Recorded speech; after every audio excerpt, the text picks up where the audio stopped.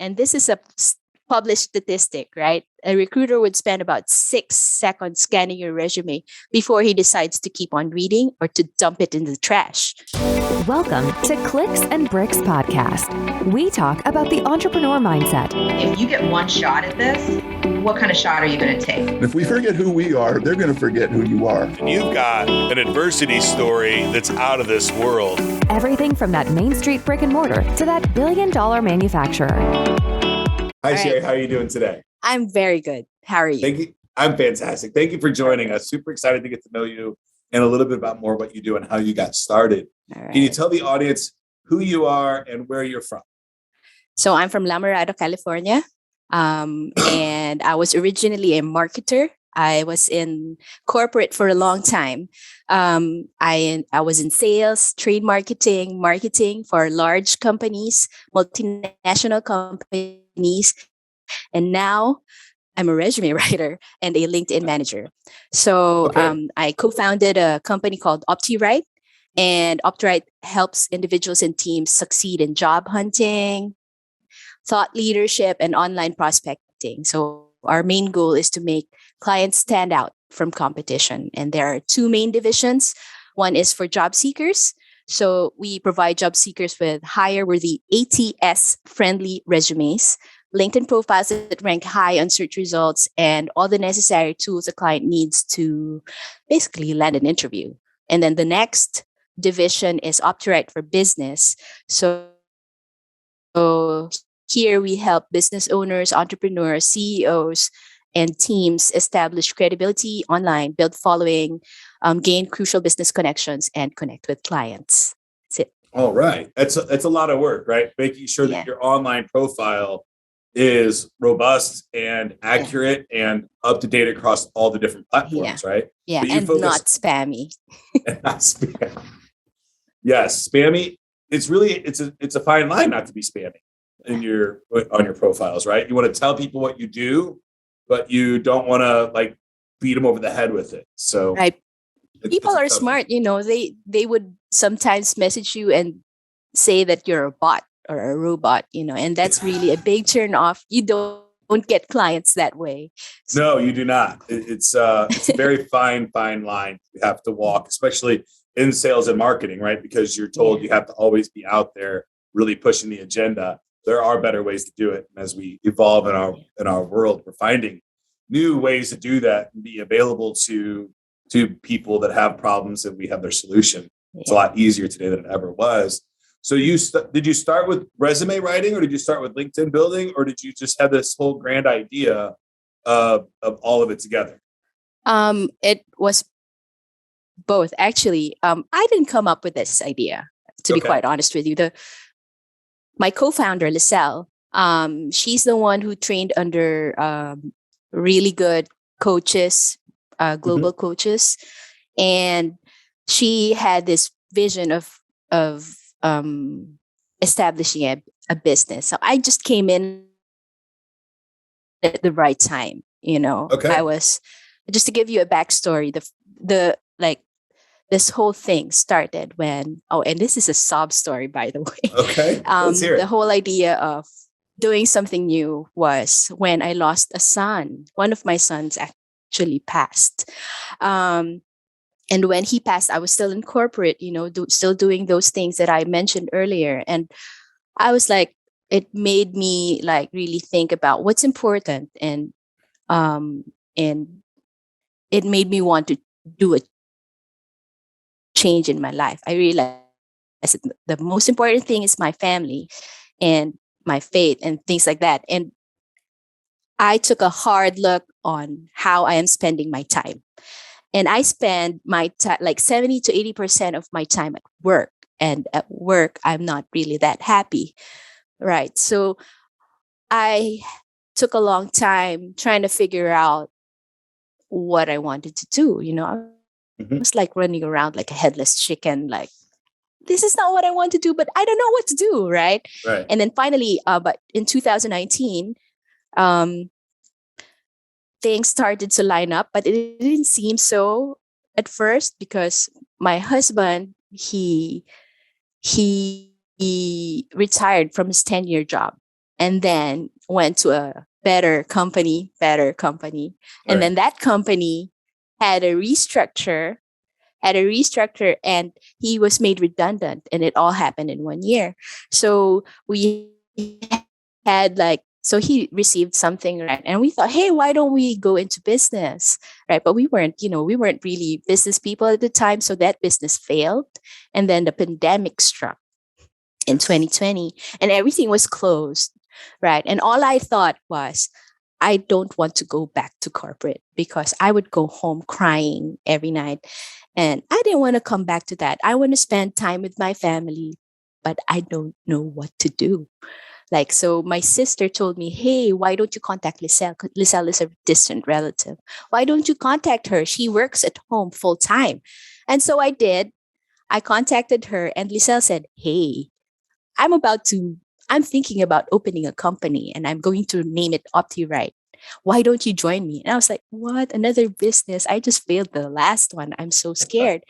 But she said, just, you know how to write, right? And I was like, of course I know how to write. In the Philippines, we study English from kindergarten up until we graduate university, right? So I know how to write well. That's it. But I never wrote professionally or anything like that. And she said, don't worry about it. I'll teach you, and let's do this together. And we kind of, and that's how it started. Wonderful. Well, so I'm sorry for your loss. That had to be a very, very challenging part of your life. Do you have other children as well? Yeah, I have one more son. Okay. I'm sure that was helped keep you grounded during that time of tragedy. Mm-hmm. I couldn't imagine going through what you've gone through. But corporate America is challenging, right? It has its benefits and it has its negatives. And your husband left his job and you guys started a business together, or he left his job, went to a better job. The grass is always greener over septic tanks, right? Right. So, and then he loses that job within a year, and your family's in turmoil. What kind of business did you and your husband start together? Was that like a brick and mortar business? Like an online store? No, it was an online store. Hard business to start. We just kind of, yeah. Yeah. It was like he just watched a few videos and said, maybe we can do this. Oh no, it was really tough. Yeah, I think a lot of those videos, the YouTubers and everything, make it sound like you can kick up a store and have sales within an hour or two. And it's just simply, you can get lucky, right? But it is a hustle. It is a very, very big grind. And there's some great stories of guys that knock it out of the park, but there's a lot of story. There's, for every one that knocks it out of the park, there's probably 100,000 that don't get off the ground, right? So that was us, the 100,000. So congratulations on giving it a shot, though. And sounds like you guys made it a real shot, not just, hey, we're going to kick a website up after work one day, and then we're going to forget about it for 7 months and tell people that we started a business, which happens all the time. But it sounds like you guys made like a really effort at doing this and probably learned a whole lot, right? Yeah, we did. We learned a lot from it. We know how to, market ourselves online. I mean, it didn't work out the first time, but right now we can use it for right? Yeah. Right. We talk all the time about stacking your failures, right? And failures are not, they're just learning experiences. Right. As adult entrepreneurs, our failures are learning experiences. They're only failures if we don't learn from them and continue to grow. So congratulations on having that experience, having that, and then also still having the gumption to say, you know what, I'm going to try this again, right? Because that's what it takes to get success, right? It's not right. It's very, very seldomly overnight success, and it's this learning, tweaking, moving on, modifying, and this perpetual circle that we're always in of learning, modifying, and trying. Right? We're always in that circle. So congratulations. So you do resume writing and LinkedIn profile, not procurement, but optimization. Yeah, optimization. LinkedIn management. Yeah. Okay. So, does a person today need a resume at all, or is just the LinkedIn profile enough? You need both because companies still ask for a resume, but your LinkedIn profile must be still top notch because that's where the recruiters actually search for you. Right. So if your LinkedIn profile is not good, then they won't, they won't message you. Right. Right. So there. And then when they message you, they would ask for your resume. And it's not like they would read it immediately. There's a thing called ATS, which is applicant tracking software. It's Okay. software that scans resumes. So like a job post would usually get like 250 applications per post. So it doesn't make sense for a recruiter to read all of those 250 applications. So he lets a software take care of it. And then the software would give him like 5 or 6 resumes. And then the recruiter would spend and this is a published statistic, right? A recruiter would spend about 6 seconds scanning your resume before he decides to keep on reading or to dump it in the trash. Not literally, but I don't know. 6 seconds. 6 seconds. So that Wow. is my objective is to first make the LinkedIn nice enough or optimized enough so that the recruiter messages you and asks for your resume. And then 2, make your resume pass the bots, basically. And then 3, make your document compelling enough that the recruiter is compelled to read through your resume and then invite you for an interview. Right. At the end of the day, looking for a job is marketing yourself to companies, right? Yes. So a lot of the stuff that we learn in marketing classes and structure and things like that apply to job hunting. So yes, it's really now. Go ahead. It's really difficult to market yourself. I've had clients that are like global sales and marketing leaders for really large companies. Yep. And when you look at their resume, it's like, oh my gosh, I cannot believe someone in marketing or in sales at that caliber has a resume like this. Right. And it's basically because it's a skill, I mean, it's easier to market a product than it is to market your own self. I mean, yes. I have a hard time, and I do this for work, right? I don't Right. have my resume done yet. I've been trying to do it for 2 years, and I'm a resume writer. Imagine doing that, So yeah, I like the kind of an saying that it's really hard to see the picture frame if you're the picture. Right. Right. You can't see you're the picture, so it's really hard to see yourself from the other person's perspective, and it's really hard to write about yourself in that particular case scenario. I think I'm a decent LinkedIn guy, right? My LinkedIn profile is fairly robust, and I've got that rock star, whatever. And I think I'm currently at like a 95% or something like that. If I'm just looking at that number, is that the number I need to look at? Like, because LinkedIn gives you that kind of score. The all-star rating is just how complete your profile is. But it doesn't mean that it's good. It just means it's just complete. Okay. Right. But you really have to use your LinkedIn. For example, if you're an entrepreneur, you have to really use your LinkedIn wisely because it can lead you to the clients and partners that can lead to business for you. Like, right. For example, for us, for OptiRight, 90%, 95% of all of our business comes from LinkedIn. And then the rest comes from recommendations from previous clients. Right.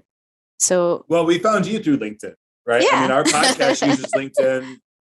We use it a little differently, right? We do a whole bunch of research on, we start with a city, and we probably started, yours was probably the Los Angeles city. And then we kind of say, these are the kind of the people that we want to look for.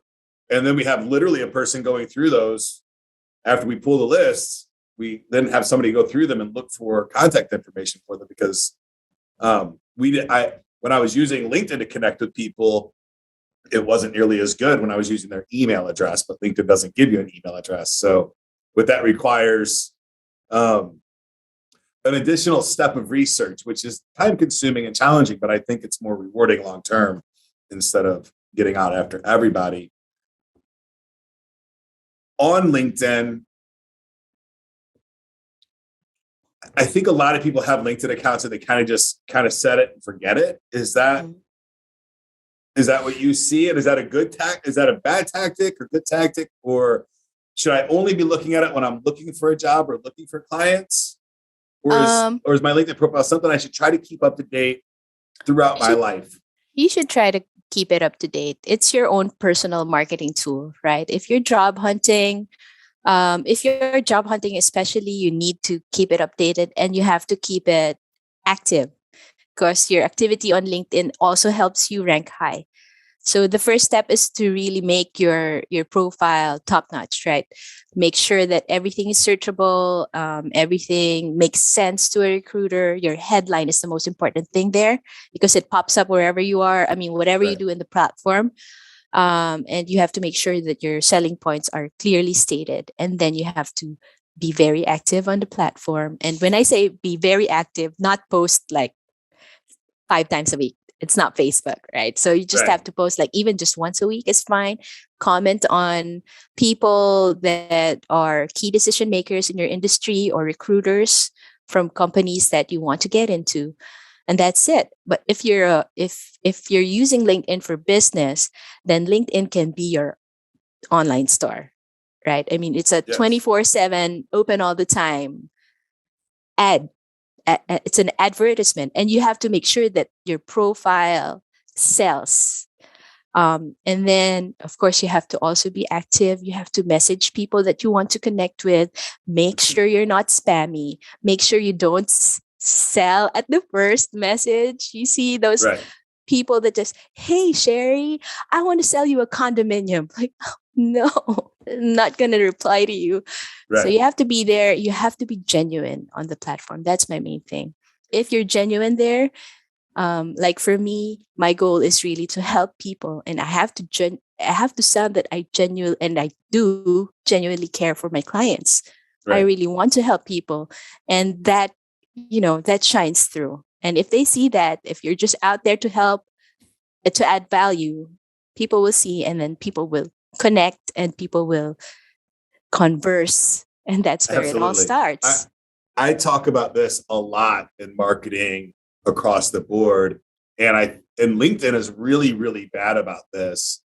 Someone that I've never met before will reach out to me and ask me to do business with them right away, and I equate that to like if I'm standing in line at the movies and I tap on the person's shoulder in front of me and say, "Hey, would you marry me?" It just doesn't seem right at all. But I could say, "Hey, I really like your shirt. I support that team also," and have a conversation. It's more wholesome and regular, right? But when you're going right for the, hey, let's do business together, it just doesn't make a whole lot of sense. You have to work on building that relationship when you're cold calling, right? This is not this person might not even know they have a problem. They might, I don't think I have a LinkedIn problem, but I might, right? Because I've got the 95 on my star status, but it could be all junk. I don't know, because I'm not a LinkedIn specialist like you are. But so it's really, I hate when people do that. And I thank you for trying to educate the world to stop doing that. It's not good at all. One of the things that we do when we help entrepreneurs is that we never offer. When we message to clients, we never offer. We wait for the target to ask to ask something. Like they can see it in your profile anyway, right? If you connect with them, and then the first thing that they will do is open your profile and read about you. If your profile is great, then the person will, hey, can you help me with this? Or will ask a question, and there you go. Set up a meeting. Fantastic. Yeah, I think I was watching something the other day from Steve Jobs where he was talking about his 1984 commercial, and then when they came out for the different people ad, and in those ads, the message there was never talk about your product in your marketing, right? Just talk about what benefits it gives, what problems it solves, who it's for, how would you use it, not necessarily say, hey, if you buy our product, I'm going to give you a headline and 4 bullet points and a buy now button, right? That's not what you're selling. You're selling, hey, I'll help you get a job, or I'll help you get a better job, right? Not necessarily, or the best job. Right. For you, or the best clients for you if it's on the other side of the fence. One of the things that we do is really to like maybe half of the time when we are working with a client, either for job seeking or for business, half of the time we're just researching. we just keep on researching about what the client needs, or for job seekers, for example, what the audience needs. That's Right. it. We just keep on researching and researching. We talk to a lot of people, and so that we just, hit it right on. Because if you talk about just yourself, nobody will listen to you. But if you talk about your target market and their needs, then they will, their interest will be piqued. Right. Absolutely. So on LinkedIn, on both categories, right? If I'm doing LinkedIn for business or I'm doing LinkedIn to find a job, how important is it to have a high number of contacts on your first level contacts? Well, you have to And have. should I have a specific strategy for reaching out and making those contacts? Okay, so the number of contacts, it depends. If you're there to be an influencer, of course, you have to have a lot of contacts. But if you're there to sell, for example, you don't need a lot of contacts, but you do need quality contacts, because your profile is a selling tool and it talks to a specific person or a type of person, right? So, and usually a good strategy on LinkedIn is to niche down, so that you don't like do a shotgun, because that won't work. If you talk to everyone, you talk to no one, basically. So you have to really like make your target market small. And then when it's small enough, then you just connect to all the people that are within that market. And it can be not a lot of people, So But if you take any segment on this planet today, for the most part, it's a pretty big segment, right? Like I talk with business owners and founders. It would be silly for me to search for managers inside of my search. So Right. I've niched down to business owners and founders, and I'm constantly talking with those people. So it's Right. what you're saying is it's more important to make sure that it's the right kind of contacts Yeah, in I your mean, list. it doesn't matter if you have like a lot of engagement on your post, but if you have engagement from the people that you target, then that could turn into a sale. Right. And every segment is almost every segment. If it's a valuable business, there are people out there that it can help. Right. Yeah. So all the time, and I've suffered from this on a regular basis, not niching down enough. Right. Because I'm like, oh, well, what about this opportunity and this opportunity, this opportunity? And when you do that, I promise you, and I learned the same lesson multiple times in my life because I keep trying. And I'm like, oh, that's definitely not going to work. It's if you're marketing to everybody and you're like, you want every opportunity, you won't get any of the opportunities. Yeah, that is Right? correct. They will generally all slip by you because you'll end up unknowingly confuse your audience of what you're trying to do. So Exactly. and I think a great example for what you do is what if somebody was trying to start their own business and they wanted to hedge their bets and look for a full-time job? Would you give them a recommendation on their LinkedIn profile of switching, really focusing on one or the other? You have to have I get this all the time. Or would you recommend two profiles? No, I do not recommend two profiles. Yeah, you have to really, when people like that come to me, I would recommend them to a coach, really. I mean, you have to figure out what you want first and then go for it. Because a job seeker's LinkedIn profile is very different from an entrepreneur's LinkedIn profile. Yes. An entrepreneur's LinkedIn profile is out there to sell whatever it is you're selling, right? And then a job seeker's profile is there to attract recruiters. So it's very different. Absolutely, it is. And so I use LinkedIn, and I use this tactic quite a bit. And for other people listening, it took me a long time to realize that I can change my title inside LinkedIn when I'm trying to sell something. And typically I do that based on the campaign that I'm currently most actively trying to sell. So right now, I think if you go to my LinkedIn profile, it says something like, I help MSPs build private clouds, right? Is kind of my title. But I know that I have a campaign going where I'm working with managed service providers to build cloud services for them. How is it okay to change kind of that on a regular basis? And if it is, how frequently can I or should I change my overlining mantra of my LinkedIn profile? You can change think of of it as like a campaign. Like, for example, McDonald's would at one point advertise the Big Mac. And then at another point, they will advertise their chicken burgers, for example. Right. So, but it's still McDonald's. Yes. Right. So think of it that way for your own profile. It's like an advertisement. It's like you're just highlighting one side of your business here and then another side of your business here. Right. That's it.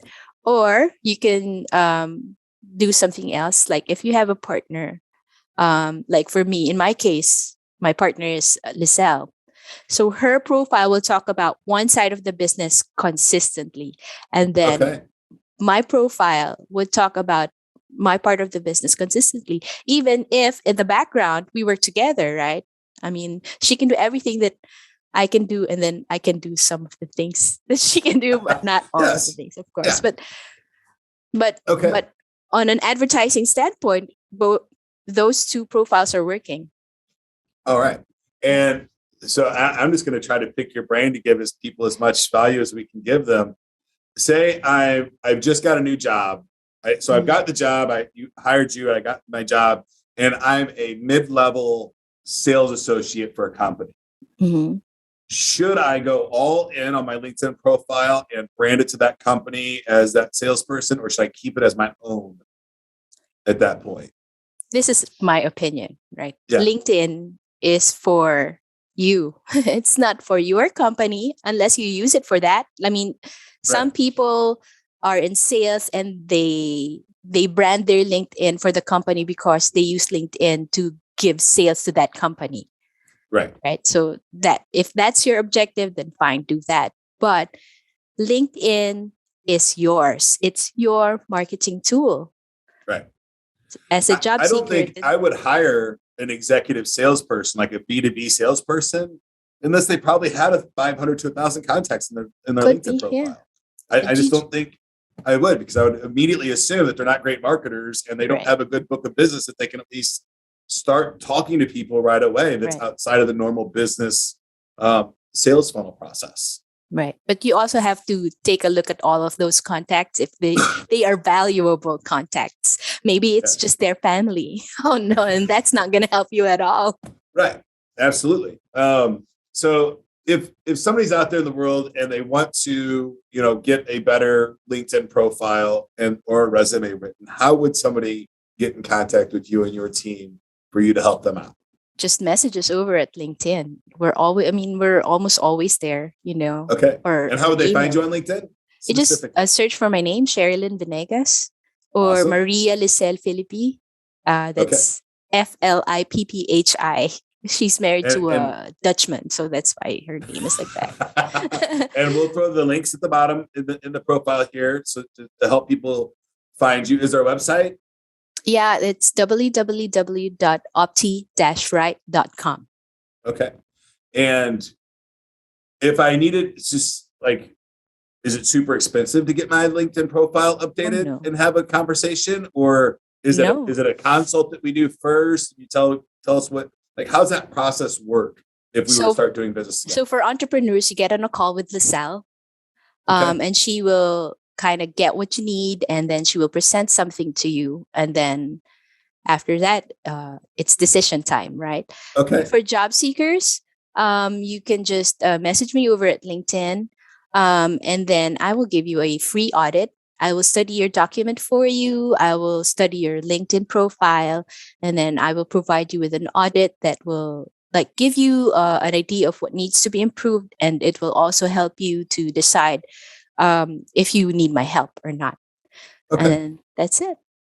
Now, when I was young, looking for my first job, I remember, and I went to school for TV and radio. I remember getting my certificate of completion, and I sat down at the kitchen table with my mother. I couldn't have been more than 21, 22 years old. And we printed out maybe 200 or 300 resumes, and we stuffed them in envelopes and we sent them out. Right. Yeah. That process is wildly different today. Yeah. And one of the things that I remember is it was very, very specific. My DECA teacher, my school counselor, my college counselor, everybody said, cover letter, 1-page resume. Cover letter, 1-page resume. Is that still true, or was that good advice then and bad advice today, or was it bad advice then too? Like, I'm super curious to hear from a resume writer now what your opinion is on length of a resume. On the length of a resume, it really depends. 1 to 2 pages is good. If you need another page, the third page, fine. If you've got like 15 years of experience, go ahead, right? Right. But the most important part of the resume is the first page. You have to make sure that it sells immediately because they just spend 6 seconds, right? So Right. make sure formatting is great, grammar is great, writing is compelling, and your unique selling proposition is evident at the first look and it shines throughout the document. That's it. Make sure your LinkedIn is very, very good.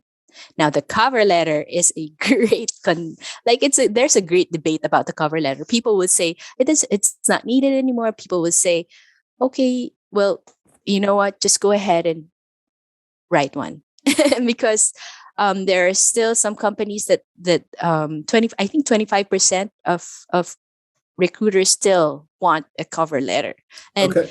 if in some countries it's really tough to get a job right now, so just go ahead and do everything that you can to stand out, right? Right. And some ATS would also still scan the cover letter. So Okay. So I have a couple questions left for you. And I can get really intrigued about the whole looking for job and entrepreneur side. And I love that you're on both sides of that fence.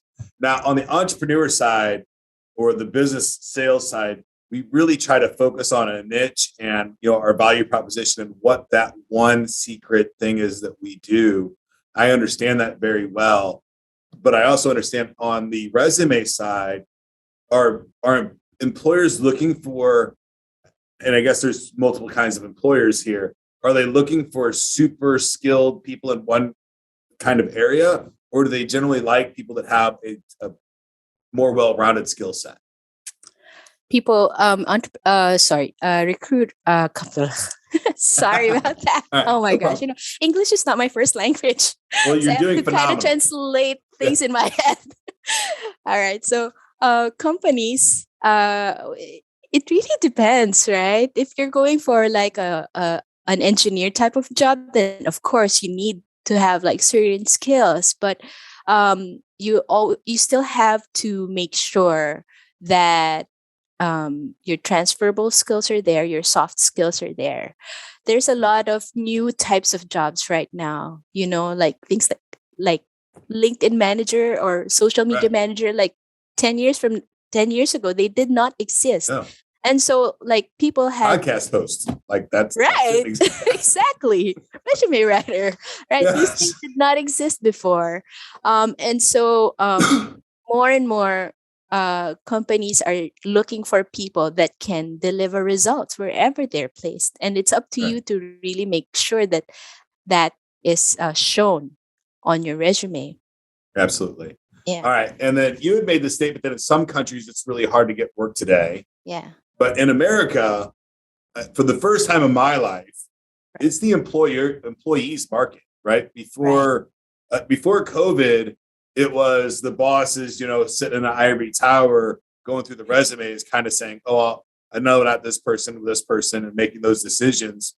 But today, I know I talked to our hiring manager, and it was, we'd place an ad, we get 250 to 300 resumes in the first week, and today that's 25 to 30, right? It's literally 10% of what we used to get. So, how should, to me, that means that employees can kind of be lazier with the efforts that they put together on getting the job, because employers are so hard pressed to get jobs in this great resignation. Right. Are you seeing that on the state side that it's easier to get employment now, or? I'm not sure if it's easier to get employment now, but I can tell you this: business is not stopped for Opti, right? Has been as strong as ever, and even with all of these talk about the Great Resignation and things like that, I mean, we still get a lot of clients, and they're still, wanting to get into that dream job. Right. I mean, now they can be more selective. right? Because there's lots of jobs, but they just don't want a job that is like similar to what they had before. They want the best job. They want the It's kind job, of in their power now to make to right? be more selective. Right. And So if it's not the we're best job, it's the best job for them. right. So if in we're talking reality. about that dream job, then of course they would put effort in it. And that's why companies like mine are still thriving. Yeah. Fantastic. Cheri, thank you so much for your time today. I had a really good time. I know we got off to a bumpy start with a lot of technical issues, but we'll take care of all of the backside. Is there anything you would like to leave the audience before we go today? Well, there's two things. First is my greatest learning when I started a business, and it is to invest in yourself. You have to take away that mindset of it can't be done. You just have to keep on researching, talking to a lot of people, and then you will soon realize that you're just limited by your own limited imagination, Yes. and then just go for it. And then the next is I have like I can offer like a deal, like 2 deals. Yeah. Absolutely. Yeah. Right. Let's see. If somebody wanted to work with you, do you have any special offers for the guests today? Right. So the first, as I mentioned about it already, for job seekers, it's a free audit. Just message me on LinkedIn, tell me that you watched this podcast, and I give you 15% off any package that you choose. And then for entrepreneurs, the first 5 people who message Lisel will get a free 30-minute consultation call. That's it. Oh, wonderful. And we'll put both links. If you could send me a quick little email with the kind of the how you want that written out, we'll put it in the description of the show.